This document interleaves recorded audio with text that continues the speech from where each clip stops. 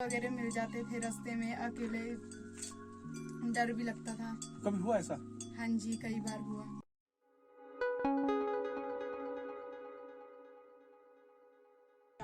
ये स्कूल है सिंधवाल गांव का और वो बिटिया इस स्कूल में पढ़ने आती है। कहाँ से आती है मैं आपको दिखा रहा हूँ। ये सब पहाड़ आप देख रहे हैं, ये सब पहाड़ देख रहे हैं। एक पहाड़ के पीछे दूसरा पहाड़, उसके पीछे दूसरा पहाड़, उसके पीछे एक और पहाड़, उसके पीछे उस बिटिया का घर, जो रोज 16 किलोमीटर चलती है अपनी पढ़ाई को जारी रखने के लिए। और उसकी मम्मी भी उसको छोड़ने आती है नही कला तक। वो भी रोजाना 16 किलोमीटर चलती हैं अपनी बिटिया के साथ पैदल। तो शिक्षा को जारी रखने की जो कवायद है, शिक्षा को जारी रखने के लिए जो संघर्ष है, वो इस गांव में दिखता है। बिटिया पढ़ाओ बिटिया बचाओ का जो नारा है वो इस गांव में दिखता है। ग्रामीण कितनी मेहनत से, कितने संघर्षों के साथ अपने बच्चों को पढ़ा रहे हैं। आप देख रहे हैं इस तीसरे पहाड़ के पीछे भी है घर उसका, बड़कोट गांव। और वो यहाँ से आती है, सिंधवाल गांव आती है। वो आती है नही कला से और आगे बढ़ते हुए इस स्कूल में आती है, जो मैं स्कूल आपको दिखा रहा हूँ। ये देखिएगा, ये स्कूल जो सबसे आखिरी में आपको दिख रहा है, एक हल्का सा मैदान दिख रहा है, वहाँ आती है।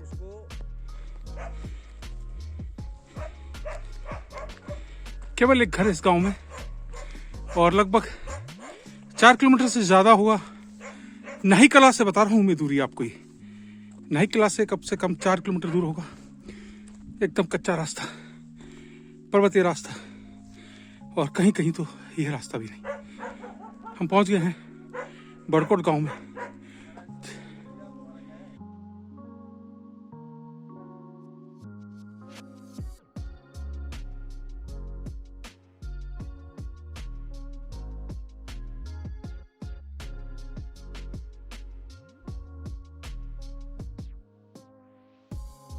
इस समय हम हैं बड़कोट गांव में। और बड़कोट गांव देहरादून से लगभग 30 किलोमीटर दूर है। और यहाँ केवल एक घर है जहाँ पर हमारी मुलाकात होती है तानिया से और उनकी मम्मी पार्वती देवी जी से। हमें यहाँ पर एक एजुकेशन को लेकर एक अलग ही कहानी सुनाई दी। और ये कहानी है एजुकेशन को आगे बढ़ाने की, एक बेटी को शिक्षा दिलाने की।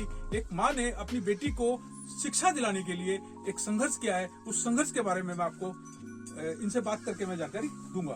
बेटा कौन सी क्लास में पढ़ता है? 10th में। कहाँ पर है स्कूल आपका? सिंधवाल गाँव। यहाँ से लगभग कितना किलोमीटर होगा? यहाँ से 8 किलोमीटर होगा। 8 किलोमीटर। तो पहले आप कहाँ जाते हैं? नही गाँव? हाँ जी, नही गाँव। और नही गाँव के बाद? नही से आगे सिंधवाल गाँव जाते हैं। अच्छा बहन जी, मुझे जो जानकारी मिली है कि आप जो है बिटिया को नही कला गाँव तक छोड़ने के लिए रोजाना आप पैदल जाते हैं सुबह। हाँ, रोजाना। तो आप मुझे थोड़ा सा उसके बारे में जानकारी दीजिएगा। सुबह जाना छोड़ने, शाम को फिर लेने। तो मतलब आपके 2 चक्कर कटते हैं नही गाँव के। और फिर आप पहले जब आप सुबह जाते हैं बिटिया को छोड़ने, उसके बाद फिर आप घर आते हैं। घर के फिर सब काम निपटाते हैं आप।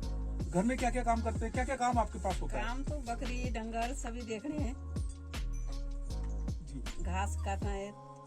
अच्छा, फिर बिटिया को लेने के लिए कितने बजे निकलते हैं आप यहाँ से? यहाँ से 3 बजे।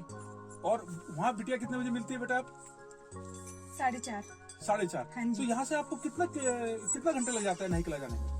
हमें तो वैसे 1 घंटा लगता है। 1 घंटा। पर कभी जल्दी चल जाते हैं तो थोड़े बैठ जाते हैं वहाँ। तो कुल मिलाकर जो आपका जो सफर है 16 किलोमीटर रोज आप पैदल चलते हैं अपनी बिटिया को शिक्षा दिलाने के लिए। बेटा आप भी 16 किलोमीटर पैदल चलते हैं? हाँ जी। अच्छा, बरसात में क्या होता है बेटा? बरसात में जाना पड़ता है। कभी बच्चे आगे चल जाते हैं, कभी अकेले भी जाना पड़ता है।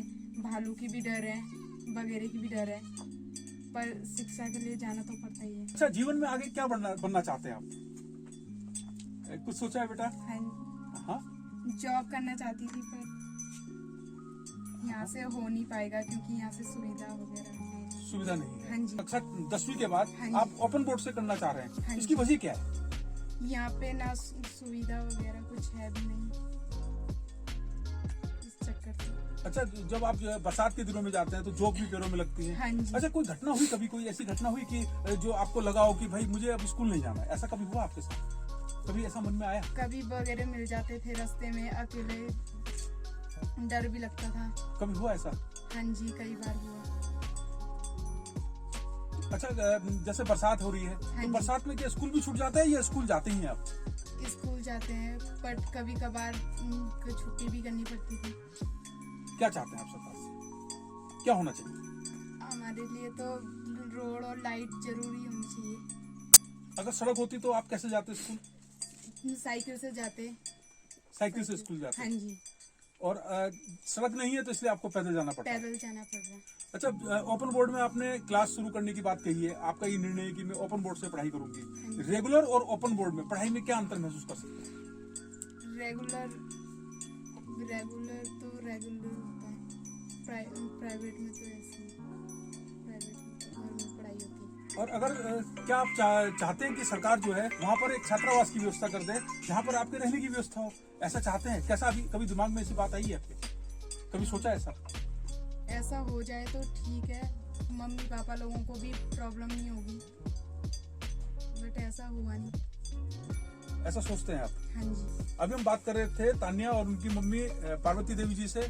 जो हमें जानकारी मिली है उस जानकारी के हिसाब से तो हम ये कह सकते हैं कि एक माँ को जो है अपनी बेटी की शिक्षा को जारी रखने के लिए, आगे बढ़ाने के लिए बड़ा संघर्ष करना पड़ रहा है। बेटी भी रोजाना 16 किलोमीटर पैदल चल रही है और माँ भी 16 किलोमीटर पैदल चल रही है। इस मातृशक्ति को मेरा सलाम है, लेकिन उसके बाद भी एक सवाल तो बनता है, क्या सरकार हमारी बेटियों की, जिनको हम कहते हैं कि बेटी पढ़ाओ बेटी बचाओ का जो नारा दिया जाता है, बच्चियों की शिक्षा को आगे बढ़ाने का जो नारा दिया जाता है, क्या उस पर खरी उतरती है? खासकर उन मामलों में जहाँ बेटियों का स्कूल अपने घर से बहुत दूर है और उनको पैदल चलना पड़ता है, कच्चे पक्के रास्तों पर चलना पड़ता है, उनको उबड़ खाबड़ रास्तों पे चलना पड़ता है और उन रास्तों पे चलना पड़ता है जो जंगल के बीच से होकर गुजरते हैं, जहाँ पर जानवरों का खतरा बना रहता है। तो क्या सरकार इतनी व्यवस्था तो कर सकती है कि इन बेटियों को एक छात्रावास उपलब्ध करा दे जहाँ पर ये अपनी पढ़ाई को आगे जारी रख सकें, ताकि किसी भी बेटी के सामने पढ़ाई के लिए कोई संघर्ष की स्थिति पैदा न हो। धन्यवाद, नमस्कार।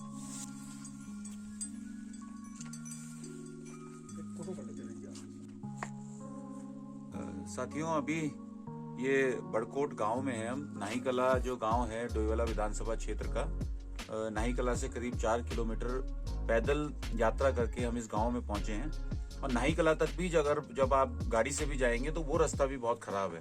तो ये सुदूर पहाड़ी क्षेत्र हैं डोईवाला विधानसभा के, और देहरादून जो राजधानी है प्रदेश की, उसी देहरादून राजधानी से करीब 30 किलोमीटर दूर ये गाँव पड़ते हैं। तो आज हम इस गाँव में पहुंचे तो इस बड़कोट गांव में सिर्फ एक घर हमको मिला।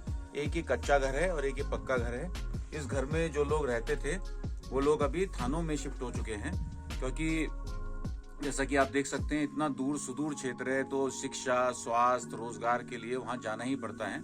और इस घर में हमारी मुलाकात माँ बेटी से हुई, और जैसा कि हमने सुना उनसे कि कितना संघर्ष उन लोगों ने किया है कि घर में बिजली नहीं है, इन घरों में बिजली नहीं है अभी तक। पानी की सुविधा तो है मगर बिजली की सुविधा नहीं है, और कितना संघर्ष इन लोगों ने किया। कैसे एक माँ अपनी बेटी को छोड़ने के लिए स्कूल, जो इनका स्कूल नाही कला में पड़ता है, वहाँ रोज 8 किलोमीटर छोड़ने जाती है और फिर वापस 8 किलोमीटर आती है, और शाम को फिर 8 किलोमीटर लेने के लिए जाती है और फिर 8 किलोमीटर, मतलब 16 किलोमीटर ये रोज चल रहे हैं एक बच्ची की शिक्षा के लिए।